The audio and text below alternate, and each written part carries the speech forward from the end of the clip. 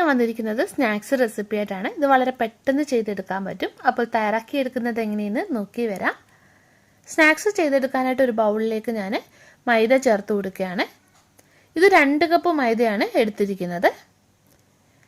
ഇനി ഇതിലേക്ക് ചേർക്കേണ്ടത് നെയ്യാണ്. അപ്പോൾ ആദ്യം നെയ്യ് ഒന്ന് നല്ലോണം ഒന്ന് ചൂടാക്കി എടുക്കണം. അപ്പോൾ ഒരു പാത്രത്തിലേക്ക് 2 ടേബിൾ സ്പൂൺ നെയ്യ് ഒഴിച്ചു കൊടുക്കാം. ഇനി ഇത് നല്ലോണം ഒന്ന് ചൂടാക്കി എടുക്കാം. ഈ ചൂടായ നെയ്യ് നമ്മൾ എടുത്തു വെച്ചിരിക്കുന്ന മൈദയിലേക്ക് ഒഴിച്ചു കൊടുക്കാം. എന്നിട്ട് ഒരു സ്പൂൺ വെച്ചിട്ട് നല്ലോണം ഒന്ന് ഇളക്കി കൊടുക്കുക. നെയ്യ് ചൂടായതുകൊണ്ട് തന്നെ ആദ്യം തന്നെ കൈകളിലുകൊണ്ട് യോജിപ്പിക്കരുത്, സ്പൂൺ കൊണ്ടൊന്ന് ഇളക്കി കൊടുക്കുക. അതിനുശേഷം നിങ്ങൾ കൈകൊണ്ട് നല്ലോണം യോജിപ്പിച്ചെടുത്താൽ മതി. ഇനി ഇതിലേക്ക് പൊടിച്ച പഞ്ചസാര ചേർക്കാം. 1/2 കപ്പ് പൊടിച്ച പഞ്ചസാരയാണ് എടുത്തിരിക്കുന്നത്. ഇതും മൈദയും കൂടി നല്ലോണം ഒന്ന് യോജിപ്പിച്ചെടുക്കാം. മധുരം ഒന്ന് ബാലൻസ് ചെയ്യാൻ വേണ്ടിയിട്ട് സ്വല്പം ഉപ്പും കൂടി ചേർക്കാം. ഇനി ഇതിലേക്ക് ഒരു മുട്ട നമുക്ക് പൊട്ടിച്ചൊഴിക്കാം. ഇനി ഇത് നല്ലോണം ഒന്ന് ഇളക്കിയെടുക്കാം. ഞാൻ ഇതിലേക്ക് സ്വല്പം വാനില എസൻസ് ചേർക്കുന്നുണ്ട്. വാനില എസൻസ് അതല്ലെങ്കിൽ ഏലക്കാപ്പൊടി ചേർക്കാവുന്നതാണ്. ഇനി കുറേശ്ശെ പാലൊഴിച്ചിട്ട് ചപ്പാത്തിയുടെ പരുവത്തിൽ നമുക്ക് കുഴച്ചെടുക്കാം. നല്ല സോഫ്റ്റായിട്ട് വേണം കുഴച്ചെടുക്കാൻ.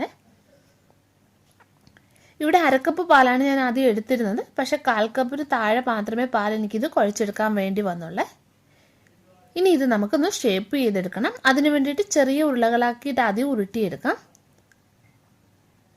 എന്നിട്ട് ഇതൊരു ഫോർക്കിൻ്റെ മുകളിൽ വെച്ചിട്ട് ഇതുപോലെ നല്ലോണം ഒന്ന് പ്രസ് ചെയ്ത് കൊടുക്കുക.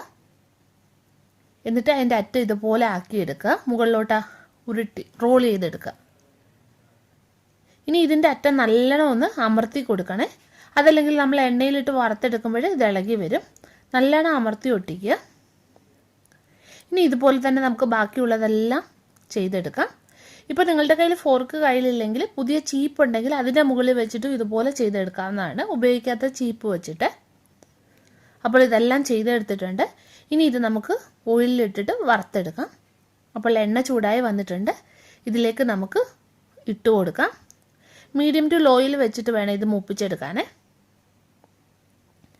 അപ്പോൾ ഇത് മൂത്ത് വന്നിട്ടുണ്ട്. എണ്ണയിൽ നിന്ന് എടുത്ത് മാറ്റാം. ബാക്കിയുള്ളതെല്ലാം ഇതുപോലെ തന്നെ വറുത്തെടുക്കാം. അപ്പോൾ സ്നാക്സ് തയ്യാറാക്കി എടുത്തിട്ടുണ്ട്. ഇത് കുട്ടികൾക്കൊക്കെ വളരെയധികം ഇഷ്ടപ്പെടുന്നൊരു സ്നാക്സാണ്. നിങ്ങൾ ഉറപ്പായിട്ടും ഒന്ന് ചെയ്ത് നോക്കുക. പിന്നെ വീഡിയോ ഇഷ്ടപ്പെടുകയാണെങ്കിൽ ഒന്ന് ലൈക്ക് ചെയ്യുക, ഷെയർ ചെയ്യുക. അപ്പോൾ നമുക്ക് വീണ്ടും മറ്റൊരു നല്ല റെസിപ്പിയുമായിട്ട് കാണാം.